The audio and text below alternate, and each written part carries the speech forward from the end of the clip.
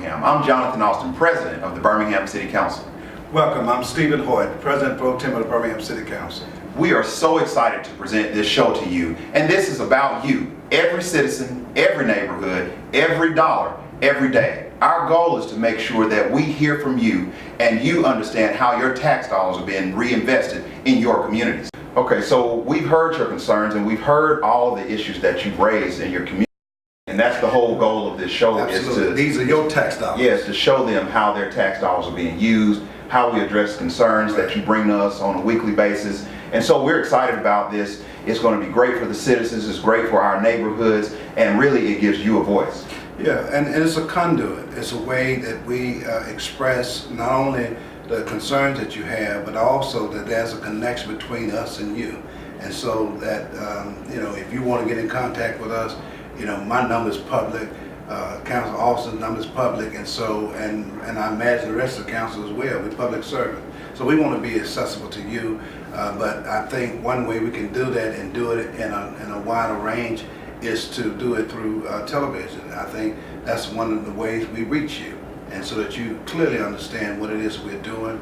And so some weeks would be talking about some of the ordinances and laws and those kinds of things that would address you, because it's not just you don't want a liquor license or a liquor place in your neighborhood, you got to justify why you don't, and there are 7 reasons, and we'll give you that later on in the show, but we want to make sure that you understand those 7 reasons, so when people come to your neighborhood and bring these kind of establishment in your neighborhood, you got rights too.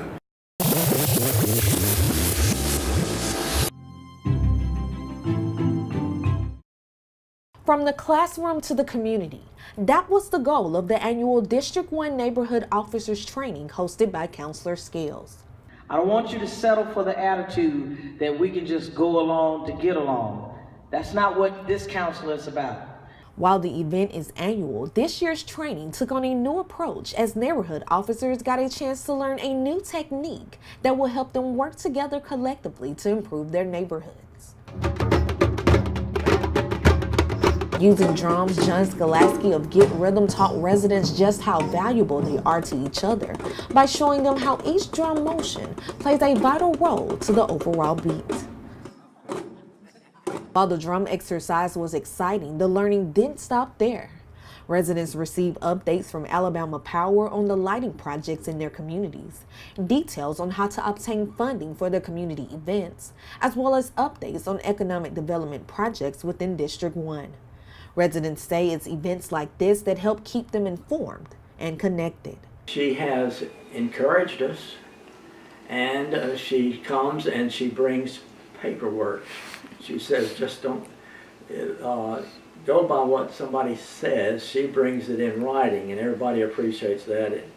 It is spelled out exactly what we can expect and why we should expect it. Dunn Haddon, who lives in the Huffman community, was just one of the many attendees who took what he learned from the classroom back to his own community. Dunn Haddon says that with each training comes more wisdom and more opportunities for growth within each neighborhood. Our neighborhood is just like any others. We want a safe, and we would like to be able to shop in our neighborhood or close by without having to go into other cities and other suburbs to do our shopping. And so we know that our counselors are working on that.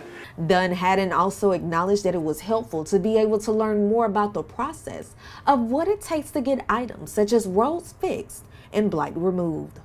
Councilor Scales outlined the role of the counselor, noting that counselors advocate, legislate, and pass a balanced budget. Using this knowledge, Haddon says he will work to continue the concept of from the classroom to the community as he educates his fellow neighbors on what can collectively be done to better all 99 neighborhoods within the city of Birmingham.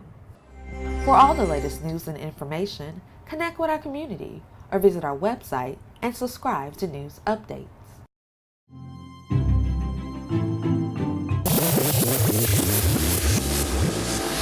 I'm Shanoia, and I'm here at Red Cat at Pepper Place for the first winter market in Pepper Place Market's 18-year history. That's impressive, right? But we're here to talk to citizens about what they feel Birmingham needs next and what they want to see as far as events, spaces, places, and things. So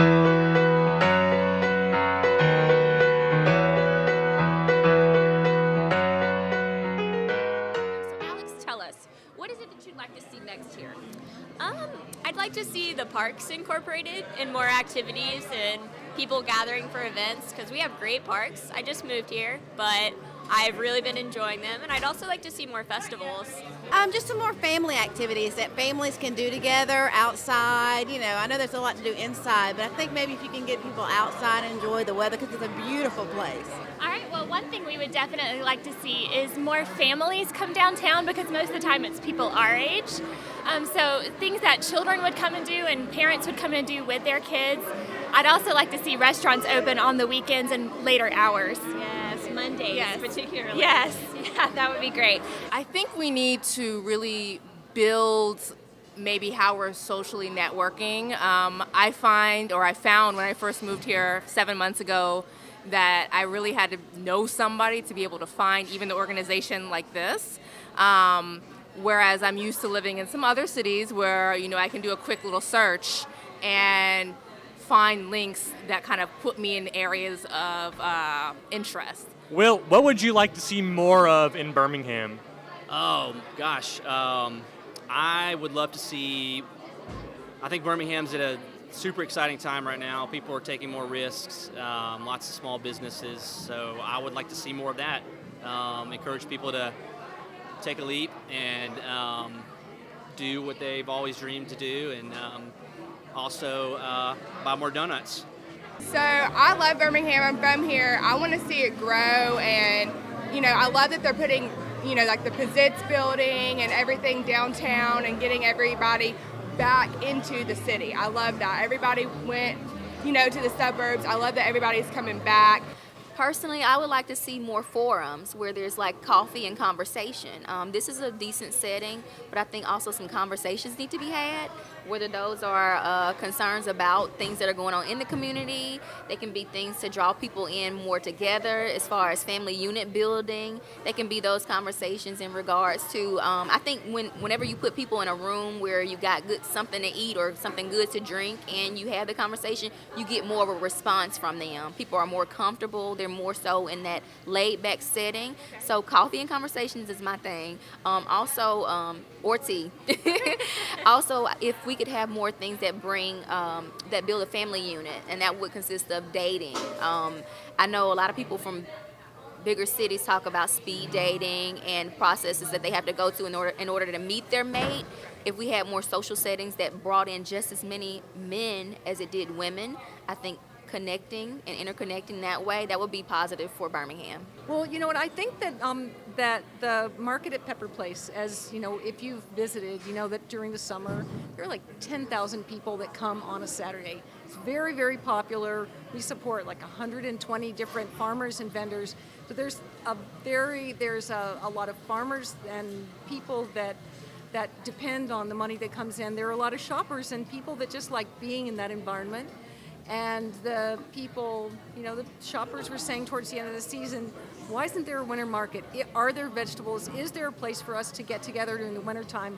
There's no football. People are in school. People are working. People are not vacationing. They want things to be happening in the city of Birmingham during the wintertime. Just because it's cold, we just figured we wouldn't let the temperature hold us back. I'm Shanoia, and I'm here at Birmingham Education Foundation's Network Night here at Oliver Elementary School. And we're here to talk to parents and teachers about what they feel is needed to enhance our schools.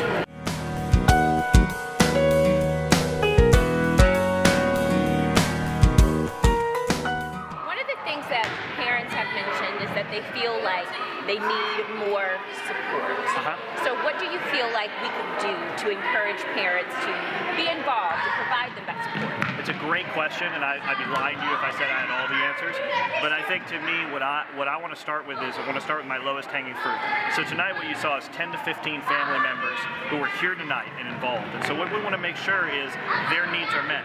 So when the woman says, I really need tutoring for my child, or when the head of the PTA says, I really need men to come out and be volunteers, let's make sure that the folks who showed up tonight get some benefit. Because if they don't get some benefit, then they're not going to come back. And once we get some benefit from those 15, well, then it's just Genesis, begat. Those 15 will get us another 15, will get us another 15. But we've got to start, meet our parents where they're at. The other thing is, and I think this school does it, and lots of schools do it, is we can have stuff at the school, that's great, but we've got to go to where the parents are. Go to their homes, go to their churches, go to their community centers, go to their workplaces, go there where they feel comfortable and talk with them there. I think those two things, if we do those two things, we'll make a lot of progress.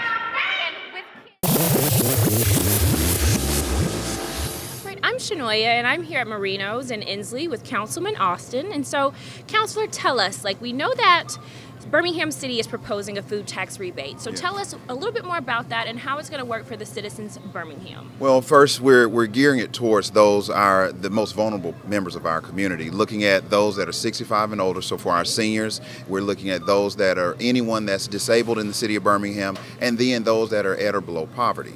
And the whole goal is to encourage fresh foods, fresh fruits and vegetables, and fresh eating, and that's what we want to do. And it's important for us to make sure that as the city grows, we're really reinvesting into our communities, into our neighborhoods, and into our citizens. And so this is another way for us to not only give back to the citizens for all the hard work that they're doing on a daily basis and the investment that they've made into our community, but also to give back to the healthy and vitality or whatever vibrancy of our community. So that's what we want to do. So I'm here at Marino's with the Mr. Anthony Marino, and he's going to talk to us a little bit about what he thinks about the proposed food tax rebate that the City Council currently has on the table. So, Mr. Marino, tell us, what are your thoughts about it? Well, thank you for having me to begin with. It's so nice to have you here at Inslee. And this food tax is being proposed by President Austin and the council is something that I agree with, and I'm looking forward to see. What we're doing is we're going to empower some of the neighborhoods and the people that live in these neighborhoods to give them some money. It's sort of giving back from some of the funds we collect at the city of Birmingham, and would give them monies that they would need for food. Food is a staple and you've got to have it, and it's not just my neighborhood, but the neighborhoods all over the city that are underserved. And if we can go and give them some assistance and let them know, I've got a saying, you don't forget who brought you to the dance. And some of these people are the ones that have been the rock of our city that's been there. So we would like to see the city give back to whatever means they can do to help some of these people in our city. Mr. Marino, your family has been providing service to the community since 1925. Yes, ma'am. So that's almost 100 years. That's correct. That is amazing. Yes. And so how have you been able for 100 years to stay community focused, community centered, community driven? How have you been able to do that? Not really hard. I was taught as a young man by my father. He said, if you're going to be in a community, you better be a part of that community. And that's what we've done. We've got a number of programs where we help the people in our community. I'm involved in a number of the city programs that's helping people all over the city. It's not just about me. It's not just about Marino's. It's not just about Inslee. It's a program that the city council is coming up with that will help people all over our city. And I would like to say, Mr. Marino, on camera and on the record, my grandma has always told me that the love is in the details and the immaculate keeping of your store, the immaculate design, all of the updates you've done speak to your love for the community. So allow me to say on camera to you, thank you for your service. Yes. Thank you for your family service, Yes. and thank you for what you do. When it comes to saving money and adopting a healthier lifestyle, residents of Birmingham are on board, and their attendance at the food tax rebate public hearing showed just that. The Birmingham Crossplex was packed with residents eager to learn information about the proposed food tax rebate ordinance that Birmingham City Council members hope to pass to provide financial relief to residents of Birmingham. Residents say they couldn't be more excited for a program of this nature to go into effect. I really have a positive reaction. I'm very excited about this. This will benefit a lot of residents in Birmingham. I'm just really excited and wish that this would push forward. Birmingham City Council President Jonathan Austin provided detailed information on how this program would benefit citizens of Birmingham living at or below the poverty line, the disabled, and people over 65. Residents could get up to $150 for the amount of sales tax paid on groceries. Councilors say the incentive of this program is to encourage residents to make healthier eating choices. It's really important that we focus on healthy eating and physical activity as we move forward as a city, because obesity the statistics are ridiculous for what we're dealing with in this state and in this city specifically. So we have to start focusing on that. President Austin reiterated throughout the hearing that the proposed ordinance was only a draft. Now that the thoughts and concerns of citizens of Birmingham have been heard, President Austin says it's back to the drawing board. We've taken it to the public, we've heard from the public, now we're going to take it back, make sure that the council is fully informed and aware of what's going on, and we'll pass this ordinance, and it'll be the best food tax rebate program in the country. For all the latest news and information, connect with our community or visit our website and subscribe to news updates.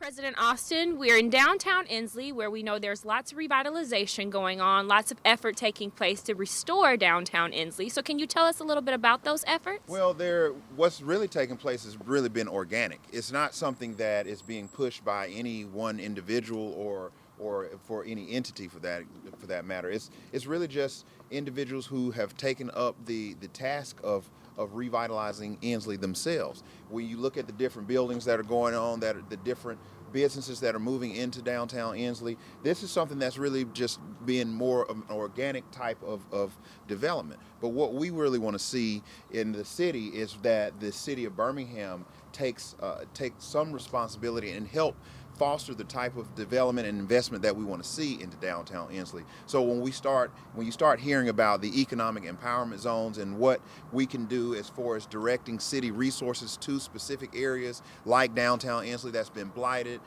that's been neglected for decades, and really taking the same type of energy, effort, and focus that's taking place in downtown Birmingham and take it into our communities that are underserved, that's what we want to see. So one day when we're walking down this street, we'll see a street full of activity, new buildings, and just on this corner is great, but there's so much opportunity. There's it's just really a wealth of buildings and just business development opportunities that are here, and this is just downtown Inslee. But we have other parts of the city like North Birmingham that could benefit from the same types of ideas and inspiration and energy that we want to see happen in downtown Inslee. As a person, if I'm a community member in Inslee, how should I feel, or what should my concerns be about getting displaced by all of this economic empowerment? Well, I think that you have one or two options. You can be part of the problem or part of the solution.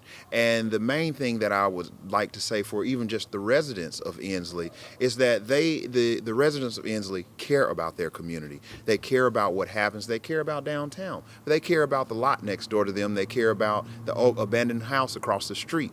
So we want to hear from them. We want to hear their voices, because the city council, we are here for them. We are their voice. They elected us, they put us in these positions to represent them and make decisions, the best decisions on their behalf. So we want them to be involved. We want them to come to council meeting. If they can't be there on Tuesdays at 9:30 a.m., then watch us online. You can see it at work. We're all over the internet on Facebook Live. We're doing this, but any kind of way they can get involved. They can email us, they can send us smoke signals, they can communicate to us via carrier pigeon. We need to hear from them. And that's what we want, is just to know that what they need, understand the issues in their communities, what's happening on their block, and then we'll try to address that. Now, the council's responsibility is limited in its ability to adequately We can't go and tell someone from Public Works to clean up the neighborhood, but we can advocate for them, because that's what our job is. We legislate, we pass laws, we advocate for the citizens, and we have to pass a balanced budget. And that's what our responsibilities are. But it's about every citizen, every neighborhood, every dollar, every day. That's what we do. President Austin and the council members want to hear from you. This is your Birmingham. They want to hear your concerns and your voice. So let it be heard. Talk to us here at your Birmingham, and also be sure to speak to your council members. All right, so we're here at Cotton's in downtown Inslee with Trey, who is in the process of revitalizing this building. And so one of the things I think that puts young entrepreneurs, young potential business owners off is that sometimes it takes a lot of work. And we see right now you've been working. So how would you describe the process, and how would you tell other young entrepreneurs to not be intimidated by the task ahead? I think the best way to stay inspired is to have a vision, to see a finish line. Because once you do that, then everything that you do, every dollar you put into it, every ounce of energy that you exert into the project, it'll be towards a goal. And the closer you get to the goal, then the easier it will become. But if you don't have a vision, if you're just into it for money or just to say you have a business, then you won't make it. But if you have a vision, especially like a person like me, if you have a vision from God, then you're always going to stay encouraged from within, because it'll always look bad. You know, it'll always look bad as you're working, but if everything is clear and finished in your mind, then putting forth the effort to bring it to pass as far as what you see in your mind, it'll be easier. So we're your Birmingham here at Social Venture in Woodlawn with Dion Gordon, and he's going to talk to us a little bit about the revitalization efforts that are going on here in Birmingham. So Dion, if you don't mind, just give us a few of your thoughts on where we're headed. Well, I think we're headed in a great direction, actually. If you look at Birmingham's recent history, go back to a few decades, I think you would be hard-pressed to find a time where there's been more activity, more excitement, more belief in Birmingham. Oddly enough, a lot of that really just came about as a result of Railroad Park. That opened in September of 2010, and from there it really kicked off a domino effect. You have the Barron Stadium that opened April 2013. You have over 2,000 apartment units being developed within a few blocks of Railroad Park. You look at projects like the steam plant, the Cross the Sloss Trail, a number of activities and revitalization efforts that are going on. So I see it moving in a great direction, and the thing that really gives me a lot of encouragement, especially as somebody committed to the small business development ecosystem, is the emphasis on hyperlocal, on making sure that our residents have that opportunity to take their ideas from concept to creation, and that a lot of where we are going is in large part due to their efforts, whether we're talking about restaurants, which in a lot of ways contributed and kicked off to the first wave, if you will, of Birmingham revitalization, or whether it's retail spaces, coffee shops, things like that. You really see small businesses in a lot of ways leading that charge to a better Birmingham. My last question for you is, we've been talking to citizens, with this show being your Birmingham, right, about what they feel Birmingham needs, like what's missing, what should be next. And so with you being in the middle of all of this concept to creation, all of this development, all of these exciting things, what would you say there's still this one thing that Birmingham needs to see?